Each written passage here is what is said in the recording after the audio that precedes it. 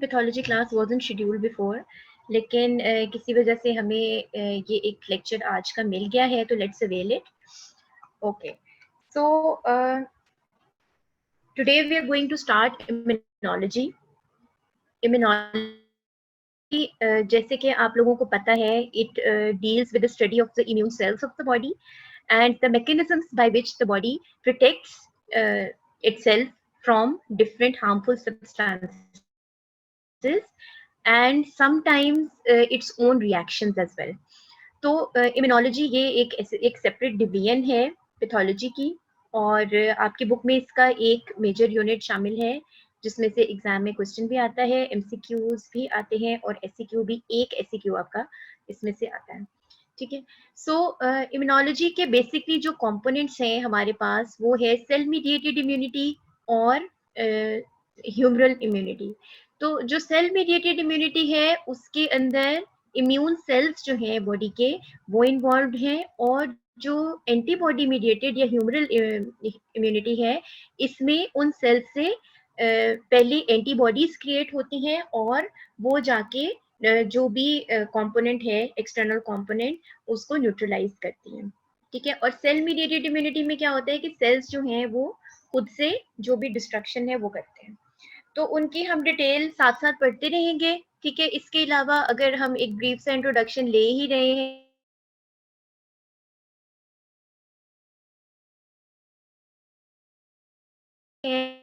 तो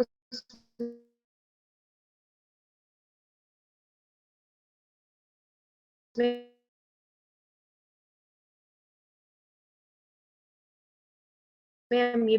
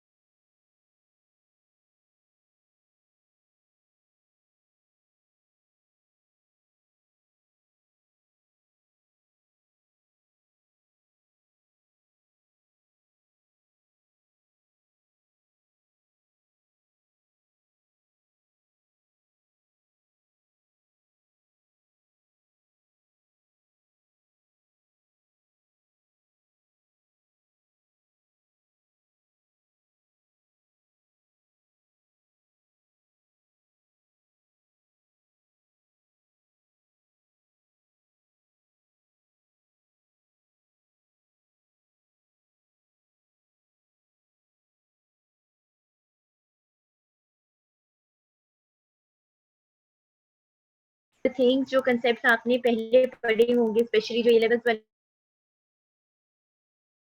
कुछ कुछ इसका कंसेप्ट लिया होगा. मुझे पहले ये बता दें, आवाज सही आ रही है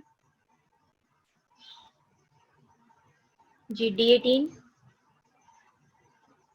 बच्चों, आवाज आ रही है आपको सही? ओके.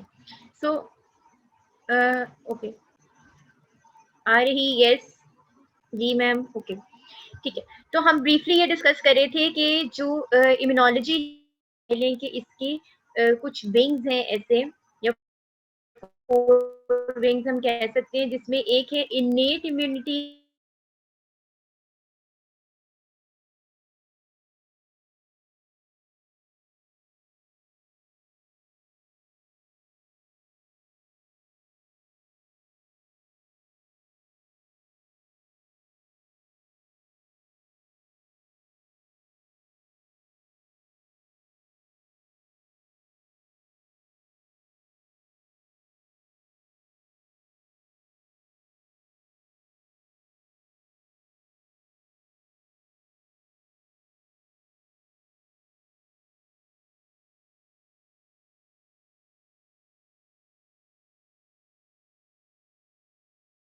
कहते हैं सेल मीडिएटेड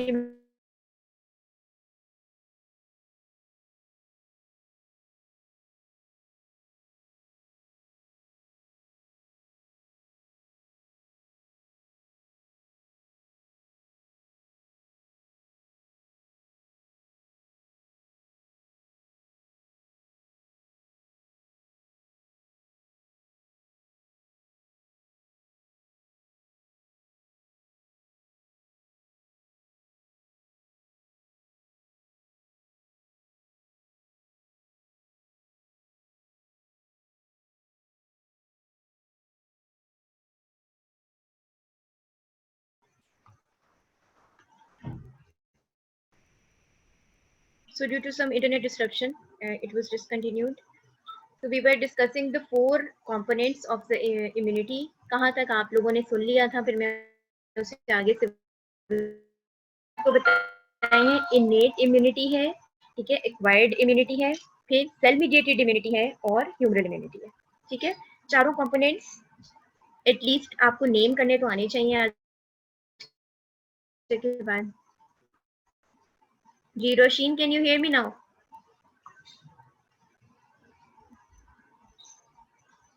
हाँ जी, anyone who can respond? Okay, so again अब डिस्ट्रप्शन की वजह से आपने कितना सुना है कितना नहीं सुना, आई हैव नो आइडिया।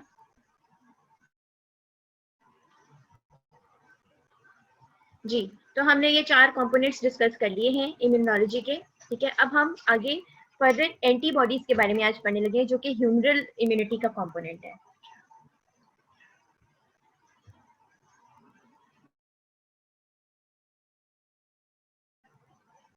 अच्छा, तो ठीक है, सो एंटीबॉडीज बेसिकली क्या चीज है? They are basically the blood protein, ठीक है, इनको इम्यूनोग्लोबुलिन्स भी कहते हैं और मोस्ट कॉमनली हम यही टर्म यूज करते हैं, the medical terminologies immunoglobulins rather than antibodies, ठीक है, लेकिन दोनों ठीक है। Produced in response to and counteracting specific antigen. जब भी कोई एंटीजन बॉडी में एंटर होता है तो उसके रिस्पॉन्स में बॉडी जो चीज जनरेट करती है उसको एंटीबॉडीज कहते हैं, ठीक है। और इन एंटीबॉडीज का क्या फंक्शन होता है? बेसिकली वी वांट टू और the nature wants to neutralise the effect of an antigen, ठीक है, स्पेसिफिक एंटीजन।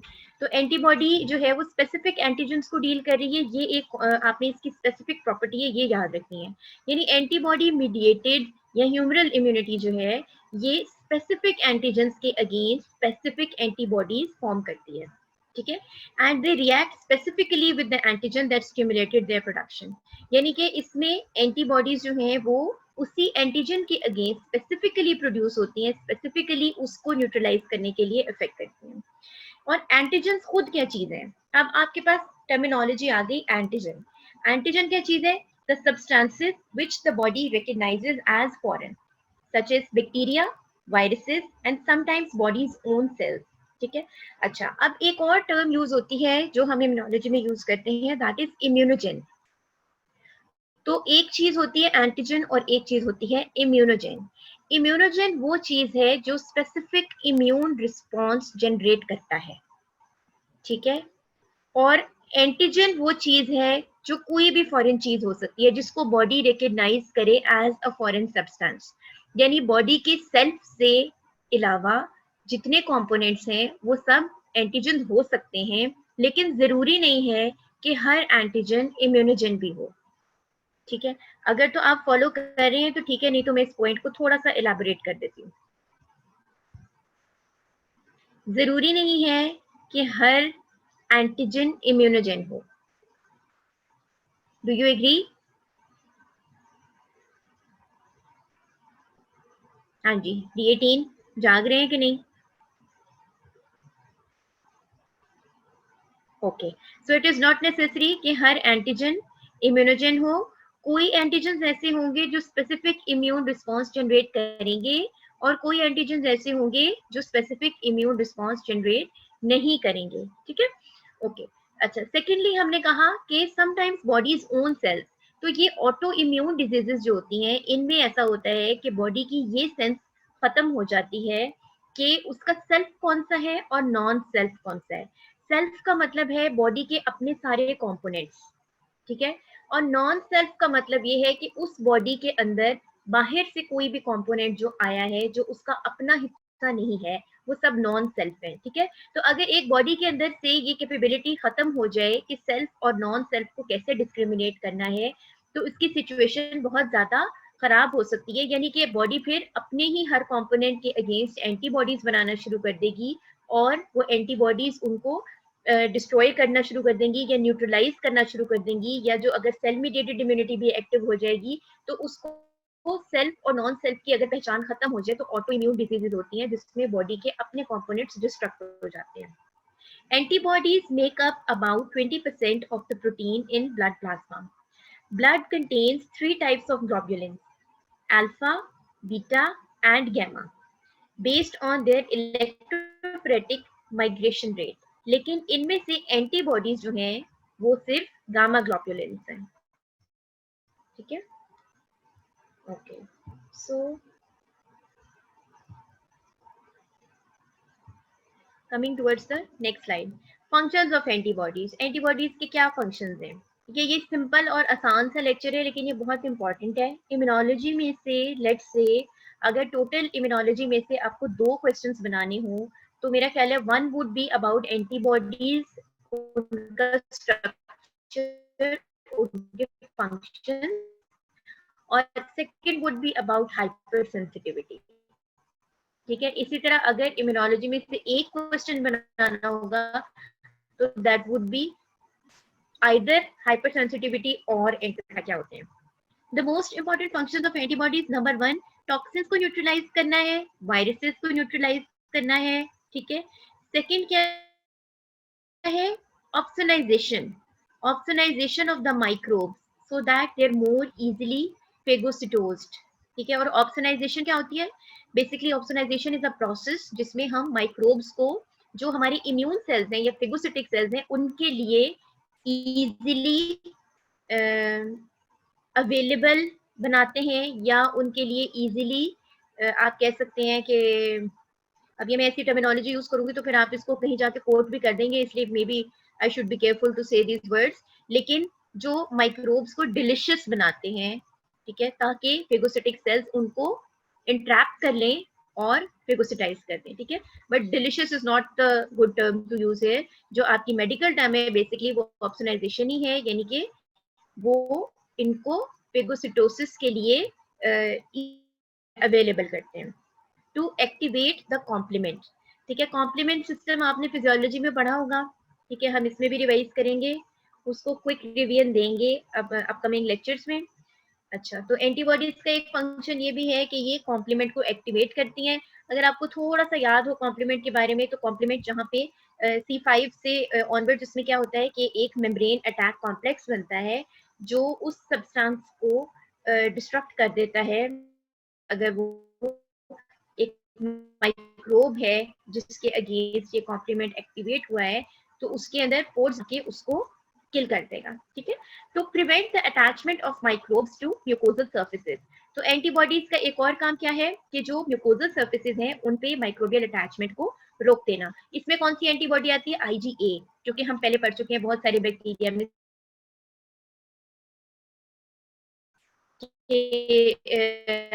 IgA प्रोटीएज होता है जो म्यूकोजल सरफेस पे IgA ने गालिबन इसमें पढ़ा था. हाँ जी, ग्राम नेगेटिव रॉड्स में. ठीक है ना. अब कौन कौन से बैक्टीरिया में पढ़ा था आपने भी टेस्ट किया, आपको याद भी होगा कि ये किस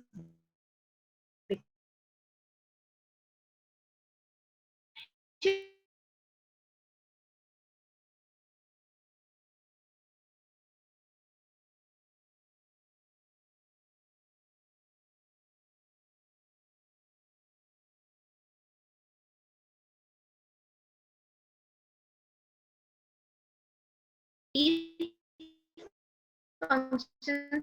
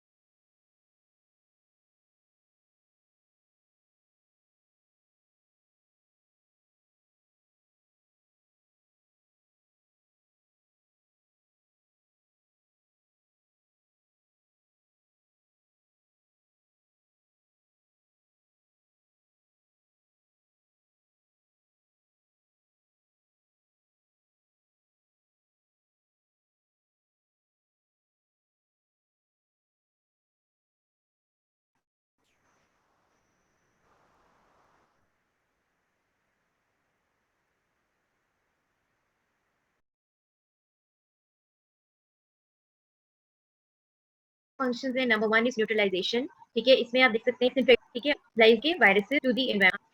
या आप अगर इसको ऐसे देखें तो हम इसकी बजाय हम ये भी देख सकते हैं कि viruses are coming to attach the cell, ठीक है, एरोस की डायरेक्शन ना देखें, आप देखिए virus is coming to attach to the cell, ठीक है, और अगर बॉडी में पहले से एंटीबॉडी हो, कौन सी सिचुएशन में पहले से एंटीबॉडी होगी, यानी कि अगर उस पर्सन की वैक्सीनेशन हुई है, लेट्स से, ये स्पेसिफिक एंटीबॉडीज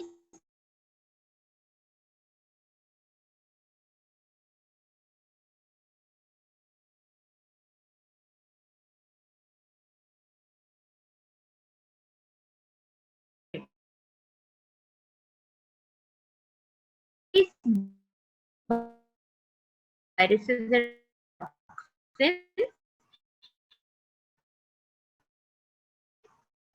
ठीक है, ये कॉम्प्लीमेंट कंपोनेंट्स हैं, C1, C4, C2, C3 ये सारे आ गए, ठीक है। एंटीजन एंटीबॉडी कॉम्प, ठीक है, तो जो स्टार्ट पॉइंट है वहां पे एंटीबॉडी और एंटीजन का कॉम्प्लेक्स जो है उसकी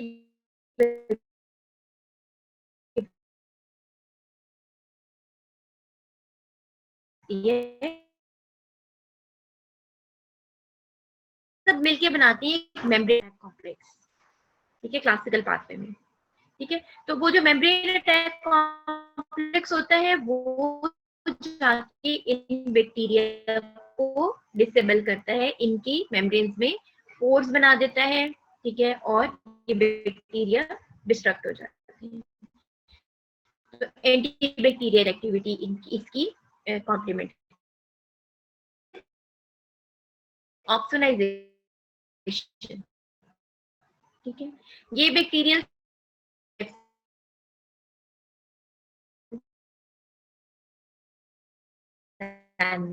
ठीक है, they help you memorise, but these are not to be used in any sort of exam, चाहे वाइवा है चाहे थेरी है, ठीक है। आपको प्रॉपर मेडिकल टर्मिनोलॉजीज के साथ प्रॉपर वर्ड्स मिले। The antibodies bound to the surface of the foreign substances for efficient phagocytosis, ठीक है।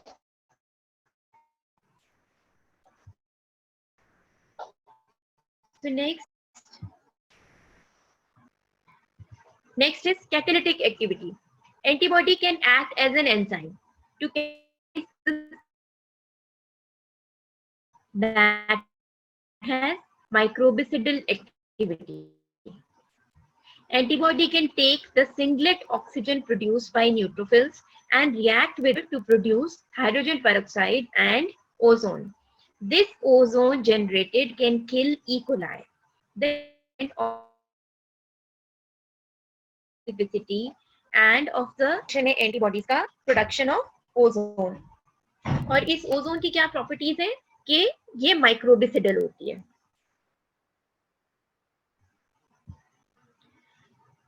Further properties of antibodies and the 4 key features of the immune system. तो सबसे पहली क्या चीज है, antibody is specific, number 1 specificity of the antibodies, they precisely recognise toxins and pathogens, ठीक है, अगर प्रिसाइजली रिकॉग्नाइज नहीं करेंगी तो फिर उनको डिसेबल कैसे करेंगी, उनको डिस्ट्रॉय कैसे करेंगी, so they are specific, antibodies are specific in their action. Second is diversity, antibodies against a variety of antigens pre exist in the body, ठीक है, ये भी याद रखिएगा कि वैरायटी ऑफ एंटीजेंस एक ह्यूमन बीइंग जब से पैदा होता है तब से लेके till the very end of his life, मेरा ख्याल है कि हम ये कह सकते हैं कि मिलियंस ऑफ एंटीजन से वो एक्सपोज होता है, ठीक है। तो उनमें से बेशतर ऐसे होते हैं जिनके अगेंस्ट जो एंटीबॉडीज हैं वो बॉडी के अंदर जनरेट भी होती हैं, बॉडी इसको मेमोराइज भी कर लेती है कि लेट्स से कि वैक्सीनेशंस भी बहुत सारी होती हैं, ठीक है, आपने रोजमर्रा एनवायरनमेंट में बहुत सारी ऐसी चीजें होती हैं जिनको आप इनहेल भी कर रहे होते हैं, उनसे होते हैं, ऐसे एंटीजेंस होते हैं, तो बॉडी के अंदर लार्ज नंबर ऑफ एंटीजेंस के अगेंस्ट बॉडी मेमोरी अपनी कायम रख सकती है। Immunological memory, okay, so this is a separate point as well. Divergence है और मेमोरी में क्या है कि एक दफा अगर किसी को मीजल्स हो गया है तो दोबारा उसको मीजल्स नहीं होगा, ठीक है, ऑल्दो अगर हम टेक्निकली बात करें तो मीजल्स के भी अब ऐसे स्ट्रेन आ चुके हैं, लेकिन this is for an example. अमूमन ऐसा ही होता है कि मीजल्स जिसको एक दफा हो जाए, बॉडी उस स्ट्रेन के अगेंस्ट बॉडी में बन जाती है। ठीक है, सो तो फिर हम कुछ और बात कर सकते हैं। लेकिन एक स्ट्रेन ने जब एक पर्सन को इन्फेक्ट कर दिया, उसके अगेंस्ट सारी जिंदगी के लिए बॉडी के मेमोरी सेल्स ने याद रखना है कि ये वाला स्ट्रेन मीजल्स का था जिसने इस पर्सन को इन्फेक्ट किया था, या जो हम इम्यूनाइजेशन करते हैं उसमें भी इसमें भी आप कह सकते हैं कि मेमोरी डेवलप की जाती है। Then immune tolerance, self cells and tissues are not normally attacked. जो आपका इम्यून सिस्टम है, इसके फंक्शंस में से एक बड़ा फंक्शन ये भी है कि इसने सेल्फ और नॉन सेल्फ के सेल्स की पहचान रखनी होती है। ठीक है, बॉडी के अपने टिश्यूज को अटैक नहीं करना। In any normal healthy individual the body cells, the self body is never attacked. लेकिन अगर कभी ऐसा हो जाए कि सेल्फ और नॉन सेल्फ की पहचान बॉडी को खत्म हो जाए, तो specificity, each antibody recognises one specific antigen. हर एंटीजन के अगेंस्ट स्पेसिफिक एंटीबॉडी बनती है। For example, an antibody that recognises the mumps virus can not recognise the measles virus. यानी मम्प्स के अगेंस्ट जो बनी है वो मीजल्स को रिकग्नाइज नहीं करेगी, और कन्वर्सली जो मीजल्स के अगेंस्ट बनी है वो मम्प्स को नहीं करेगी रिकग्नाइज। तो इसको हम कहते हैं antibody for that specific antigen.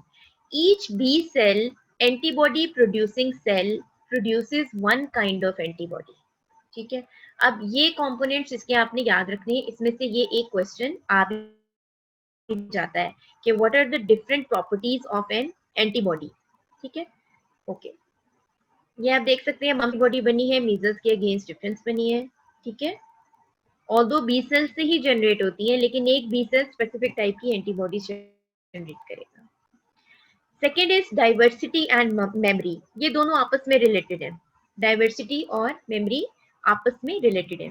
Millions of different B cells are circulating in the body so that every antigen is recognised. In other words हम ये भी कह सकते हैं कि body is prepared for invasion of pathogens by possessing B cells that produce unique antibody molecules, और इसको हम कहते हैं antibody diversity.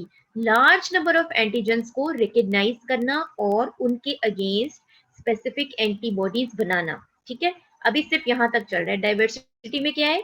Large number of antigens को रिकग्नाइज करना और उनके against antibodies banana.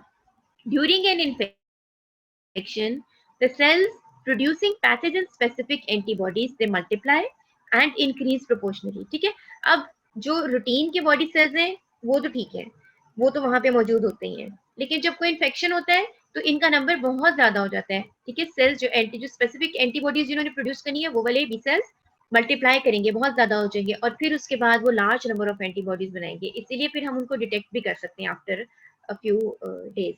As a result, the body is protected from repeated infection. This feature is called immunological memory। ठीक है, उस एंटीजन को रिकग्नाइज कर लेना, ठीक है, और उसके अगेंस्ट स्पेसिफिक एंटीबॉडी बनाना, और ये याद रखना कि इससे पहले बॉडी का इंटरेक्शन हो चुका है। लेट्स से कि अगर हम इम्यूनाइजेशन की बात करते हैं, तो इम्यूनाइजेशन में क्या करते हैं, हम इम्यूनोजन लेते हैं, यानी कि वो एंटीजन जो स्पेसिफिक इम्यून रिस्पॉन्स जनरेट कर सकता है, और उस इम्यूनोजन को इतना आप कह सकते हैं कि उसकी है और उसकी इम्यूनोजेनिक प्रॉपर्टीज को एनहांस कर दिया जाता है।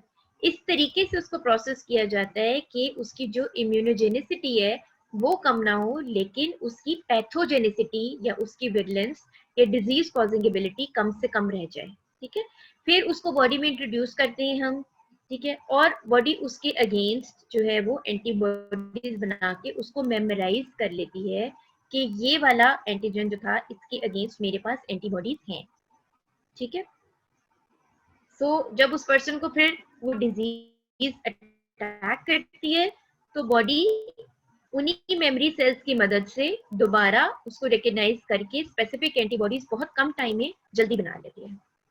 ठीक है, यहाँ पे आप देख सकते हैं millions of cells and antibodies are present in the body, all kinds of anti, the body is protected from repeated infection. ठीक है, and antigen specific B cell population expands. ये आप देख सकते हैं कि जो वो वाली पॉपुलेशन ज्यादा हो जाती है और स्पेसिफिक एंटीबॉडीज ड्यूरिंग डिजीज ज्यादा प्रोड्यूस होने लग जाती है। अप टिल नाउ यहाँ तक कोई क्वेश्चन किसी ने पूछना है? जी D18, जब ये भी कंफर्म नहीं हो रहा कि आप लोगों को समझ आ भी रही है या इंटरनेट डिस्ट्रप्शन हो रही है। Okay, next is immune tolerance.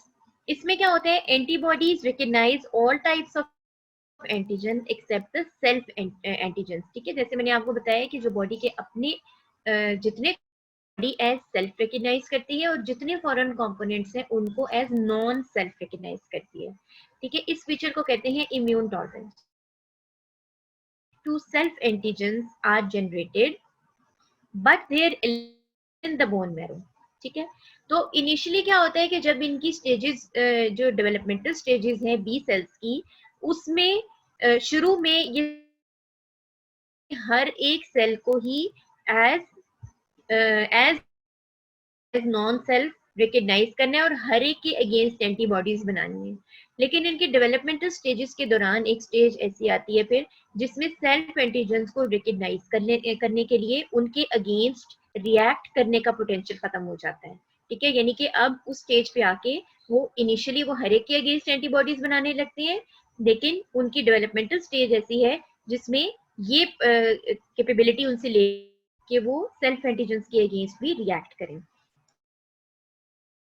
Even if some autoreactive B cells evade the elimination process and reach the periphery, those B cells that produce antibodies to self-antigens are inactivated by other mechanisms, including regulation by drugs. ठीक है, तो इसमें body के ये हमने जब हम ये बी सेल्स की डेवलपमेंट पढ़ेंगे तो उसमें हम दोबारा से इसको करेंगे डिटेल में डिस्कस कि कैसे बी सेल्स ये एबिलिटी गेन करते हैं और ये कैसे लूज कर देते हैं कि हमें सेल्फ एंटीजेंस के अगेंस्ट रिएक्ट नहीं करना।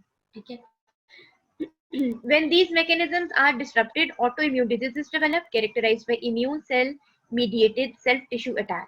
ठीक है, ये हम हाइपर सेंसिटिविटी रिएक्शंस में पढ़ेंगे और आपको बताएंगे कि इसमें क्या होता है कि बॉडी अपने सेल्फ के टिश्यूज को अटैक करना शुरू कर देती है।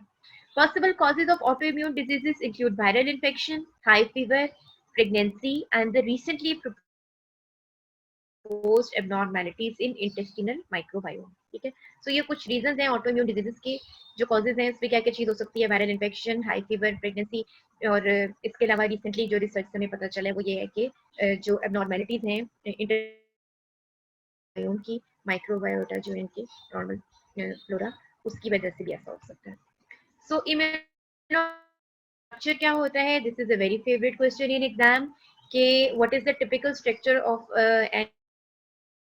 इम्यूनोग्लोबुलिन, और वो आपको ड्रॉ करना भी आ सकता है। ऑनलाइन टेस्ट में तो ड्रॉ करना नहीं आएगा, लेकिन जब आपके और आपका जो रूटीन के टेस्ट होंगे उसमें आपको ये क्वेश्चन डेफिनेटली आ सकता है कि स्ट्रक्चर ड्रॉ करें इम्यूनोग्लोबुलिन का typical structure. Cell surface, it stimulates the B cell to divide into a group of identical cells called a clone. The mature B cells, called the plasma cells, they secrete millions of immunoglobulins into the bloodstream and lymphatic system. Immunoglobulins are glycoproteins made up of light chain and heavy chain. ठीक है, polypeptide chains हैं, इसमें light chains भी होती हैं, heavy chains भी होती हैं। The terms light and heavy refer to molecular weight. Light chains have a molecular weight of about 25,000, whereas the heavy chains, they have a molecular weight of about 50,000 to 70,000. The simplest antibody molecule is a Y-shaped molecule and consists of 4 polypeptide chains, 2 H chains and 2 L chains. ठीक है, ये एक simple C diagram है आसान। ठीक है, इसमें आप देख सकते हैं कि इसके ये रीजन हैं, ये वाई शेप है इसकी। ठीक है, ये पिंक वाली लाइट चेन्स हैं और ये ब्लू वाली हैवी चेन्स हैं। ठीक है, जो वाई के ये दोनों विंग्स हैं, ये इस तरफ ये एंटीजन बाइंडिंग साइट है। ठीक है, यहाँ भी एक एंटीजन बाइंडिंग साइट है और यहाँ यहाँ किससे बाइंड करता है, ये जाके यहाँ से कॉम्प्लीमेंट से बाइंड करेगा। ये FC कंपोनेंट है ये इसका। Are linked by disulphide bonds. ठीक है, अब ये जो चारों चेन्स हैं ये आपस में डाइसल्फाइड बॉन्ड से लिंक हुई भी होती हैं, ये लिंक्स हैं इनके। An individual antibody molecule always consists of identical H chains and L chains.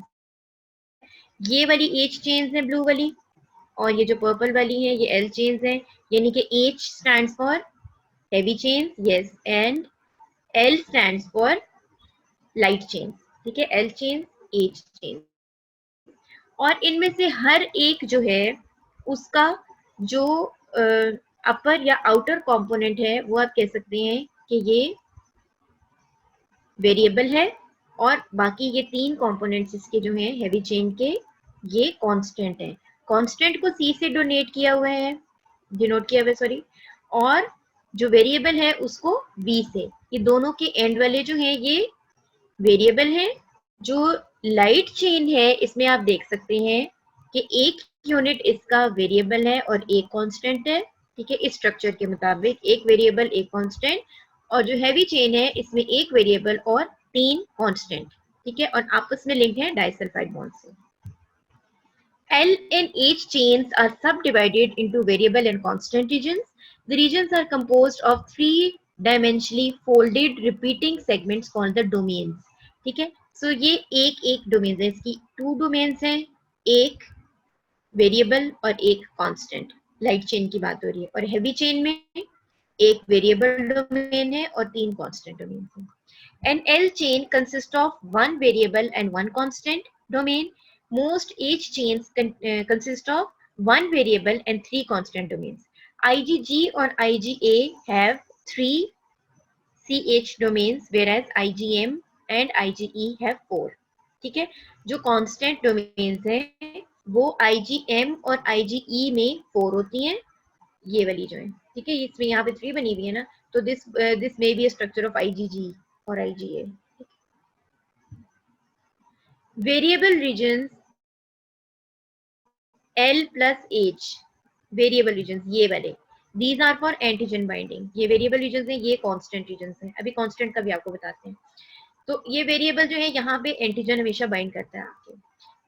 For example okay, constant H chain of the H chain, biological functions, complement activation and binding to the cell surface receptors. तो दो चीजों के साथ binding हो सकती है constant के component में, ठीक है। कांस्टेंट रीजन हैवी चेन, ये कहाँ जाके बाइंड करता है, सेल के साथ बाइंड करेगी एंटीबॉडी तो भी यहीं से बाइंड होगी, और अगर कॉम्प्लीमेंट को एक्टिवेट करेगी तो वो भी यहाँ से करेगी। कहाँ से, ये कंपोनेंट है, ये अटैचमेंट यहाँ पे होगी, या तो सेल के साथ होगी और या फिर यहाँ पे कॉम्प्लीमेंट एक्टिवेट, ठीक है। यहाँ पे देख लिया, सबने देख लिया होगा यकीनन डायग्राम को। तो ये कंपोनेंट्स आपने सारे इस पे लेबल भी करने होते हैं। The complement binding site is the CH2 domain. The constant region of the light chain has no known biological function. इसका हमें नहीं पता फंक्शन है, ठीक है, ये वाला जो कांस्टेंट रीजन है, लाइट चेन की बात हो रही है। और हैवी चेन का जो है वो हमें पता है कि कहाँ पे जाके बाइंड करता है, ये जो सेकेंड वाला कॉम्पोनेंट है, और कॉम्प्लीमेंट के साथ बाइंड करता है। The variable region of both L and H chain have three extremely variable hypervariable amino acid sequences at the from the antigen binding site, ठीक है। so यहाँ पे ये जो वेरिएबल कंपोनेंट में है, इसमें यहाँ पे hyper variable amino acid sequences होते हैं जिनकी मदद से एंटीजन को बाइंड किया जाता है। Only 5 to 10 amino acid in each hypervariable region form the antigen binding. बनाने के लिए 5 से 10 hypervariable amino acid regions काफी होते हैं। The remarkable specificity of the antibodies is due to these hypervariable regions. तो इसमें ये याद रखिएगा, this can be an MCQ, कि remarkable specificity of antibodies is due to hypervariable regions, ठीक है। और ये कहाँ पे हैं, ये एल और एच चेन के वेरिएबल रीजन्स में। Okay, antigen antibody binding involves electrostatic and van der Waals forces and hydrogen and hydrophobic bonds rather than the covalent bonds. Next, we go towards the 5 classes of antibodies. This is also a very favorite question in every exam, के जिसमें अमूमन आपसे कहा जाता है कि antibodies की 5 classes कौन कौन सी हैं, उनके नाम लिखें और उनके फंक्शंस लिखें। सो IgG से स्टार्ट करते हैं। IgG is the predominant antibody in secondary response and constitutes an important defense against bacteria and viruses, ठीक है। So IgG कब बनती है, बेसिकली ये उस वक्त बनती है जब किसी भी डिजीज का कन्वेलेंस आता है, ठीक है. It is not the antibody of primary response. Antibody of primary response is IgM. यानी इनिशियली एक्यूट फेज में किसी भी डिजीज के जो एंटीबॉडी बनती है वो IgM है, और जो लेट फेज में बनती है वो IgG को हम कुछ स्टडीज में इस तरह भी इस्तेमाल कर सकते हैं कि हमें ये पता चल सकता है कि इस पर्सन को ये इन्फेक्शन हुआ था. जैसे कि आजकल ये कोरोना वायरस का जो इशू चल रहा है, इसमें जो प्लाज्मा डोनेशन, तो उसमें हम IgG के जरिए से ही आइडेंटिफाई करते हैं कि quite some time back this person developed corona virus infection, and now since he has developed IgG, that means कि डिजीज इसकी रिकवर हो चुकी है, क्योंकि ये कन्वेलेसेंट फेज में बननी शुरू होती है, लेट फेज की तरफ जा रहा होता है इंसान. IgG is the only antibody to cross the placenta. ये इसमें से बहुत सारे MCQs बनते हैं और ये बड़े फेवरेट क्वेश्चंस होते हैं कि प्लेसेंटा क्रॉस करने वाली कौन सी है. Only its FC portion binds to receptors on the surface of placental cells. It is therefore the most abundant immunoglobulin in the newborns. तो इसमें से देखें अभी तक कितने MCQs बन सकते हैं. फर्स्ट लाइन से स्टार्ट हो रही है. सेकेंडरी रिस्पॉन्स की एंटीबॉडी कौन सी है? IgG. ठीक है. प्लेसेंटा को क्रॉस कौन सी एंटीबॉडी करती है? IgG. Most abundant in newborns, IgG. It is one of the two immunoglobulins that can activate complement. ठीक है. So which one of the following can activate complement? ठीक है. इसमें अगर मैं IgM का ऑप्शन ना दूं साथ, तो फिर आपने IgG लिखना है. तो बहुत सारे क्वेश्चन इसमें से बनते हैं. अच्छा, इसके अलावा ऑप्सोनाइजेशन में भी इसका रोल है. It can opsonise and enhance the phagocytosis because the surface of phagocytes for the gamma H chain. IgM does not opsonize directly because there are no receptors on the phagocyte surface for mu H chain. ठीक है. तो IgM opsonization में directly involve नहीं होती है, IgG involve होती है. However, IgM activates complement and the resulting C3b can opsonize because their binding sites for C3b on the surface of the phagocytes. तो ये तो एक छोटा सा comparison आपको बता दिया है कि IgM indirectly opsonization में involved होती है और IgG directly involved होती है. ठीक है. फर्दर सब क्लासेस हैं इसकी IgG1, IgG2, IgG3 and IgG4. IgG1 और 3 ज्यादा इफेक्टिव है ऑप्सोनाइजेशन के प्रोसेस में as compare to IgG2 and 4. Structure क्या है? Each IgG molecule consist of 2 L chains, that means 2 light chains, and 2 H chains, that is heavy chains, linked by disulfide bonds. Molecular formula इसका क्या है? H2L2. Because it has two identical antigen binding sites, it is said to be divalent.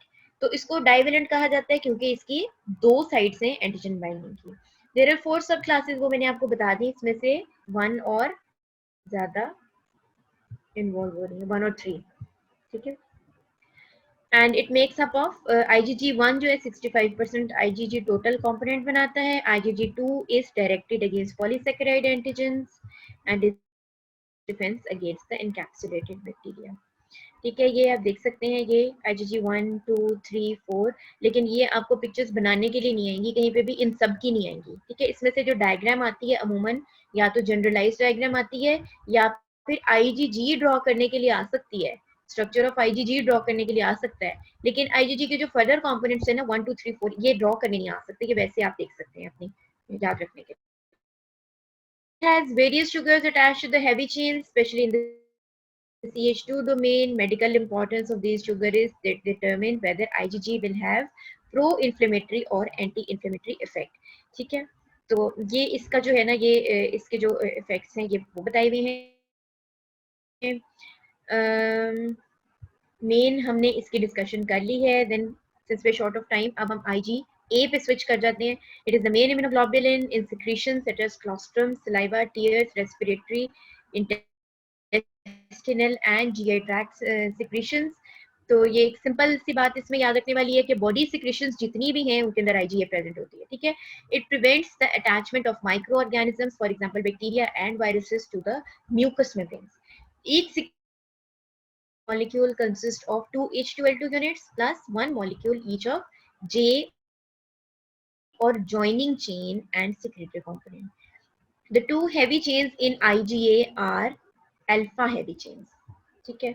इसका भी हम structure देख लेते हैं. ठीक है. ये देखें, ये 2 हैं, 2 यूनिट्स हैं, या ये भी कह सकते हैं आप डायमर है, ठीक है, और इसको जो चीज आपस में कनेक्ट करिए that is a J chain, ठीक है, इसको एक जे चेन आपस में कनेक्ट करिए, आईजीए स्ट्रक्चर में it is a diamond. The secretory component is a polypeptide synthesized by the epithelial cells। कहाँ पे बनते हैं? epithelial cells में। provides for IgA passage to the mucosal surfaces। it also protects IgA from being degraded in serum। some IgA exists as monomeric H2L2। Next is IgM। IgM is the main immunoglobulin which is produced in primary response, यानी कि किसी भी disease का जो early response है या first exposure to an antigen, it will generate which type of antibody? IgM। ठीक है, इनिशियल फेज ऑफ डिजीज में हमेशा IgM प्रोड्यूस होती है जो कि न्यूट्रलाइज करने के लिए होती है इम्यूनोजेन को। It is present as a monomer, ठीक है, on the surface of virtually where it functions as an antigen binding receptor। In serum, it is a pentamer composed of 5 H2L2 units plus one molecule of joining chain। IgM की जो heavy chain है वो mu chain कहते हैं उसको, because the pentamer has 10 antigen binding sites, it is more efficient immunoglobulin in agglutination, complement fixation and other antibody reactions। It is also important in defense against bacteria and viruses। जो पढ़ते हुए ये ख्याल आता है कि आईजीएम ही क्यों function कर रही है जो एक्यूट फेज ऑफ कोई भी डिजीज है उसमें आईजीएम ही क्यों, why not IgG, why not IgA, why not IgD और ई और एनीथिंग, क्यों? क्योंकि ये पेंटामर है, ठीक है, ये याद रखिएगा। इसके 5 यूनिट्स हैं, इसकी 10 बाइंडिंग साइट्स बन जाती हैं। 5 वाई शेप्ड एंटीबॉडीज को आप उनके एफसी पोर्शन पे कनेक्ट कर दें आपस में तो उसकी 10 बाइंडिंग साइट्स हो जाएंगी ना, maximum number of binding sites हैं, ठीक है। It has the highest avidity for the immunoglobulins and its interaction with antigen can involve all 10 of the binding sites। ठीक है, ये आप देख सकते हैं, this is the structure of IgM in serum।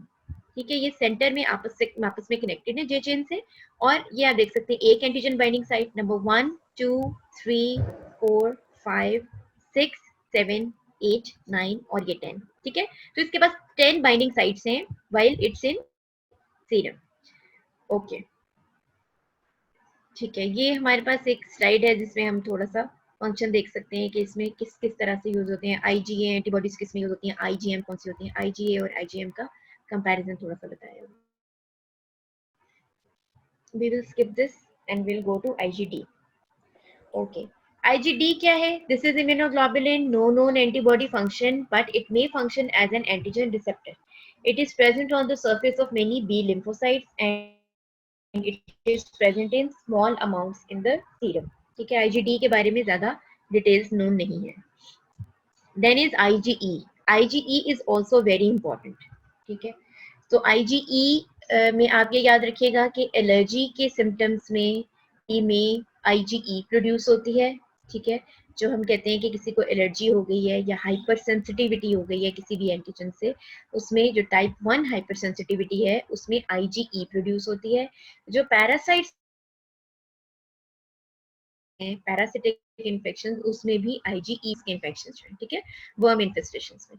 IgE is medically important for two reasons। Number one, it mediates immediate anaphylactic hypersensitivity। ये याद रखिएगा, टाइप 1 hypersensitivity में IgE प्रोड्यूस होती है। It participates in host defense against certain parasites। जो भी worms के infections होते हैं उनमें IgE प्रोड्यूस होती है। FC region of the IgE binds to the surface of mast cells and bound IgE serves as a receptor for antigen or allergen। When the antigen binding sites of adjacent IgE are cross-linked by allergens, several mediators are released by the cells and immediate type of anaphylactic sensitivity reaction occurs। So in the upcoming lectures we are going to discuss the hypersensitivity in detail। उसमें हम इसको detail में पढ़ेंगे कि IgE कैसे काम करती है और कैसे प्रोड्यूस होती है in the type 1 hypersensitivity reactions.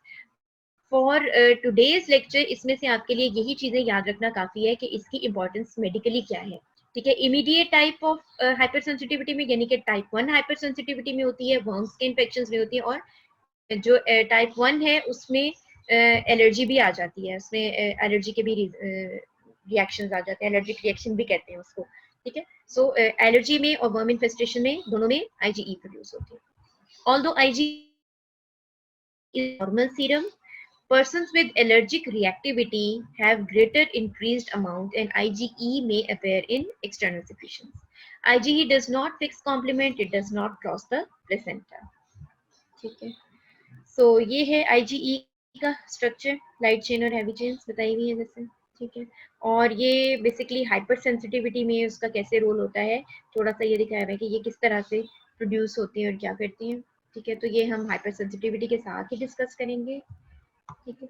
It is the main important Hellman's worm infections such as Strongyloides, Trichinella, Ascaris, and hookworms Nicator and Ankylostomum.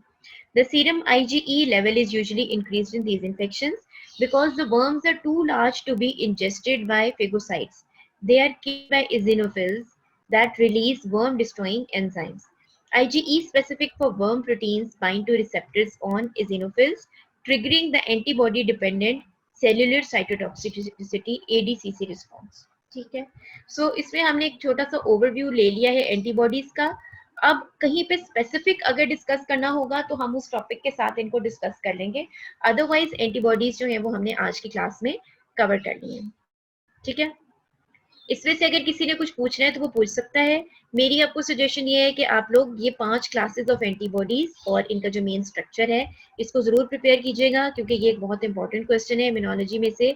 जो चंद एक क्वेश्चन बहुत इंपॉर्टेंट है उसमें एंटीबॉडी का जनरल स्ट्रक्चर और इनमें से किसी भी एंटीबॉडी के ऊपर आपको MCQs भी आ सकते हैं, ठीक है, स्पेसिफिकली जो आपका ग्रांड टेस्ट है उसमें।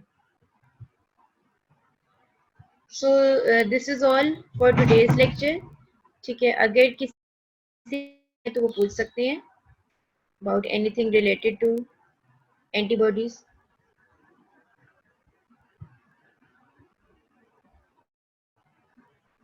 जी, वैसे मैंने आपको बता दिया है कि इसमें से क्या क्या क्वेश्चंस पूछे जा सकते हैं। सो इसको प्लीज प्रिपेयर कर लीजिएगा इस टॉपिक को, एंड आई होप कि नेक्स्ट लेक्चर में जब हम फर्दर किसी और टॉपिक पे डिस्कशन करेंगे तो आप रिकॉल करेंगे, जैसे कि अगर लेट्स से कि हम बार डिस्कस करें या कोई और चीज डिस्कस करें तो उसमें आपको बताना आना चाहिए कि हाइपर सेंसिटिविटी टाइप 1 में कौन सी एंटीबॉडीज इन्वॉल्व होती हैं, ठीक है। चलें फिर हम एक छोटा सा क्विज अभी कर लेते हैं, ठीक है। So which is the antibody of primary response? Who would like to answer? Antibody of primary response.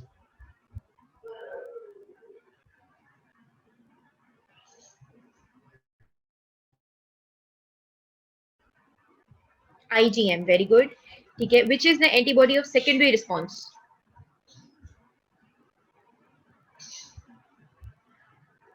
Secondary response की एंटीबॉडी, वेरी गुड, ठीक है। अच्छा, एलर्जीज में या वर्म इन्फेस्टेशन में कौन सी एंटीबॉडी रेज होगी? IgE, good, okay. Which antibody will cross placenta? Placenta को कौन सी एंटीबॉडी क्रॉस करती है? IgG किसने कहा है? बिल्कुल ठीक कहा है, IgA नहीं है बेटा, IgM भी नहीं है, ठीक है। प्लेसेंटा को क्रॉस कौन सी करती है? IgG, ठीक है। तो ये छोटे छोटे से क्वेश्चन हैं, ये मैंने आपको आइडिया दे दिया है कि इसमें राइस के इनके क्या फंक्शंस हैं, कितनी टाइप की एंटीबॉडीज हैं और इनके मेन फंक्शंस क्या हैं, ठीक है। इसी तरह से इनमें से MCQs बनते हैं, ठीक है। विद दिस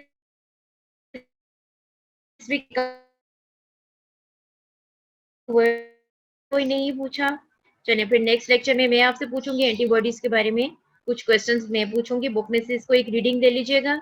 अगर पूरा चैप्टर पढ़ने का टाइम नहीं है इस वक्त तो जो दिया हुआ है चैप्टर नंबर 62 है आपकी बुक में, ठीक है, लिविंसन में चैप्टर 62 में एक छोटे से टेबल में 5 एंटीबॉडीज की फंक्शंस बताए हुए हैं, वो सबने पढ़ के आने हैं। नेक्स्ट लेक्चर में हम वो डिस्कस करेंगे, फिर मैं आपसे उसमें से पूछूंगी क्वेश्चंस, ठीक है। Thank you very much, take care and Allah हाफिज़।